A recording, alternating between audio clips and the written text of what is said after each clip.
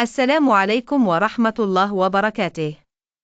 أصدقائي الأعزاء، أنا سهى ولدي مفاجأة لكم. لقد وجدت الآن سرًا في موضوع السعال الذكي. يساعدكم على حفظ الموضوع بسهولة. لقد لاحظت عندما نحول موضوع السعال الذكي إلى أسئلة، فإن الإجابات دائمًا تكون نقطتان أو كلمتان، وسوف أوضح لكم ذلك الآن. السؤال الأول: بماذا يتصف مرض السعال الذكي؟ الجواب: 1. أنه مرض شائع. 2. معدي للغاية.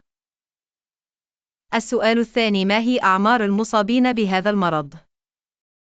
الجواب: الأطفال من عمر 1 إلى 8 سنين.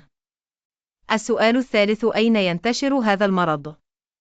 الجواب: ينتشر هذا المرض في المدن أكثر بكثير من القرى.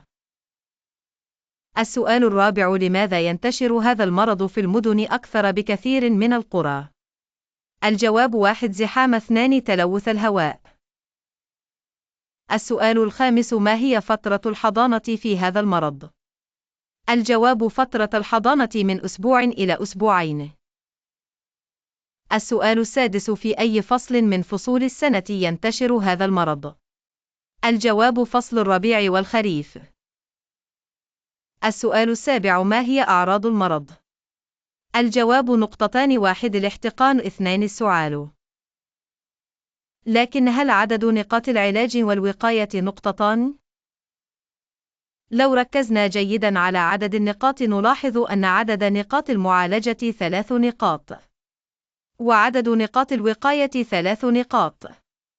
لكن هناك نقطة مشتركة بين المعالجة والوقاية، وهي نقطة عزل الطفل المصاب عن الأطفال الآخرين.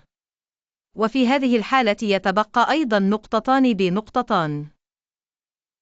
متى تزداد نوبات السعال عند المصابين بالسعال الذكي؟ الجواب: عند التعرض للهواء البارد والدخان. أما السؤال الذي يكون جوابه 1: ماذا يكتسب المصاب بهذا المرض بعد الإصابة؟ الجواب: المناعة الدائمية. صحيح أن الإجابة 1، لكن لا مشكلة بوجود استثناء واحد من القاعدة العامة. شكراً لكم، وسعيدة بالتحدث معكم.